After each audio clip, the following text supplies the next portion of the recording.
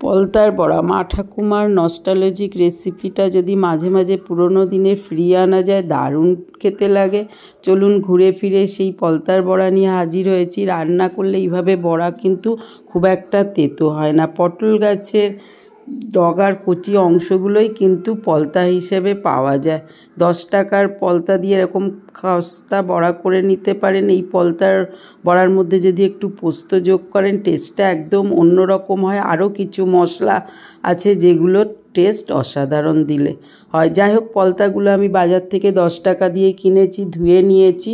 পলতাগুলো অনেকেই চেনেন না, এরকম আকর্ষিগুলো থাকে, বাদ দিয়ে ফেলে দেবেন। এবার বালিগুলোও তাহলে ধোয়ার জন্য বেরিয়ে যাবে। পলতা পাতাটা এরকমই দেখতে, ছোট ছোট করে কুচিয়ে কেটে নেবেন, ডাঁটা পাতা একত্রে। বেশ দারুণ বড়াগুলো হয়, অনেকে ঝোলেও খান। আমি এইভাবেই বড়া করে খাই, সেটাই দেখালাম। ঠাকুমার রেসিপিতে অসাধারণ ছিল আর গরম ভাতে অমৃত লাগতো। যাই হোক, একটা মিক্সিতে আমি যোগ করে দিয়েছি, কোচানো পলতাগুলো বেটে নিয়ে একটা বাটিতে যোগ করে দিলাম। ব্যাস বন্ধুরা, একটু সামান্য জল দিয়ে বাটলেই হলো। 2 কাপ ডাল 2 ঘন্টা ভিজিয়ে রেখেছি। ছোলার ডাল হয় বা 5 মিশালি ডাল 1 মুঠো করে নিলেও কিন্তু দারুণ হয়। না থাকলে বেসন নির্দ্বিধায় ব্যবহার করতে পারেন। জল থেকে ডালগুলো ধুয়ে তুলে নিচ্ছি পরিষ্কার করে নিয়ে। এইবার এই ডালগুলো দেখতে পাচ্ছেন 1 বাটি হয়েছে, মিক্সির বাটিতে যোগ করব। 2 বারে হলে 2 বারে বাটবো। 15-16টা মরিচ দিয়েছি, 3টে কাঁচা লঙ্কা যোগ করে বেটে নিন। সামান্য একটু জল দিতে পারেন। দেওয়ার পরে এবার ঘুরিয়ে নিলেই হলো রেডি ডাল বাটাটা। পলতাটাও যখন বাটবেন সামান্য একটু জল দিয়ে বাটবেন। রেডি করে নেওয়া এই পলতা বাটার মধ্যে ডাল বাটাটা মিশিয়ে যোগ করে দিন। ঠাকুমারা তো শিলেই বাটতেন, আর বেশ তার টেস্ট তো ভালোই লাগতো, আর এত জল লাগতো না, টাইট করেই বাটা হতো। সুতরাং জল কম দিয়ে বাটার চেষ্টা করুন। প্রয়োজন মতো লবণ দিন, আর যেটা বেস্ট মশলা, একটু হিং যোগ করুন।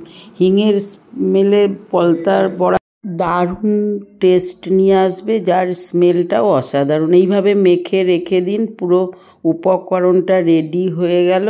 ব্যাস ভালো করে মিশিয়ে নিলেই হলো। লবণটা একটু দেখে নেবেন, যারা মিষ্টি খান 1 চিমটি চিনি যোগ করতে পারেন। আমার রেসিপিতে চিনি আমি ব্যবহার করি না। এবার একটা পলতা পাতাই দিয়েছি। দেওয়ার পরে এবার একটুখানি পোস্ত 1 থেকে 1.5 চামচ দিয়ে দিন বন্ধুরা। বড়াগুলো আরও খাস্তা হয়ে যাবে, আর ভালো করে মিশিয়ে দিয়ে দিন। না থাকলে একটু সুজিও ব্যবহার করে নিতে পারেন। এইভাবে আর একটুখানি ভালো করে মিশিয়ে দিন। ব্যাস উপকরণগুলো সব একত্রে হয়ে গেছে। 2-5 মিনিট রেখে দিয়ে চলুন কীরকম হয়েছে দেখেই তো নিলেন। এবার রেডি। প্যান বসিয়ে দিয়ে প্যানের মধ্যে আমি তেল যোগ করে দিয়েছি। সাদা তেল দিয়েছি, যে কোনো তেল ব্যবহার করতে পারেন। সর্ষের তেলেও ভালো খেতে লাগে। যাই হোক, এবার হাতে করে গোল গোল পাকিয়ে একটা করে বড়ার আকারে যোগ করে দিন। সময় না থাকলে এমনি যেমন তেমন দিয়ে দিন। মেন মুচমুচে করে ভাজাটাই এভাবে গোল করুন। দেখুন একদম পুরো গোল হয়ে যাবে। ঠাকুমারা যখন তৈরি করতো তখন কিন্তু শিলে থেতো করতো, একটু একটু গোটা থাকতো, চিবিয়ে খেতে একটা ছিবড়ে বেরোতো। কিন্তু ছেলেমেয়েরা ছিবড়ে হলে খেতে চায় না বলে আমি মিক্সিতে এইভাবে বেটে নিই।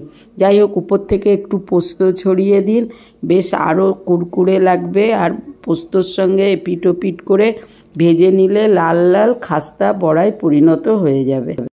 কেবল উল্টে পাল্টে ভেজে নিলেই হলো। তেলে ছাঁকা হয়ে গেলে এবার তো দারুণ টেস্ট হয়ে যাবে। দেখুন, আর তেতো একদমই থাকবে না। আমি তো ইভিনিং স্ন্যাক্স হিসেবেও খেয়ে থাকি গরম চায়ের সঙ্গে। যাই হোক, এইভাবে তো বড়াগুলো ভেজে নিলাম। যতটা খাবেন ভেজে নিন, আর বাকিটা হাফ ভেজে তেলে দিয়ে এপিট ওপিট করে তুলে নিন। তাহলে খাস্তা বড়া রেডি। বাকিগুলো যোগ করে দিয়েছি, একটুখানি পরে উল্টে দিলেই হলো। নাড়ালে আপনিই কিন্তু সরে যাবে মুচমুচে খাস্তা বড়া। গরম ভাতটা রেডি করে ফেলুন। কেমন হয়েছে বন্ধুরা জানান। এগুলো অল্প ভাজা আর এগুলো খাস্তা ভাজা। তাহলে আমার রেসিপিটা মা ঠাকুমার অনুযায়ী বানিয়েছি। পুরনো রান্নাগুলো আপনারাও মাঝে মাঝে বানিয়ে দেখতে পারেন। কেমন হয়েছে জানাবেন। সঙ্গে থাকুন। সবাই ভালো থাকবেন। আজ আসি। আপনাদের সহযোগিতা আমার চলার পথে একান্ত কাম্য। ব্যস্ততার মধ্যেও হারিয়ে যাওয়া পুরনো দিনের রান্নাগুলো মাঝে মাঝে করে ফেললে মন্দ হয় না। আজ আসি, বাই বাই।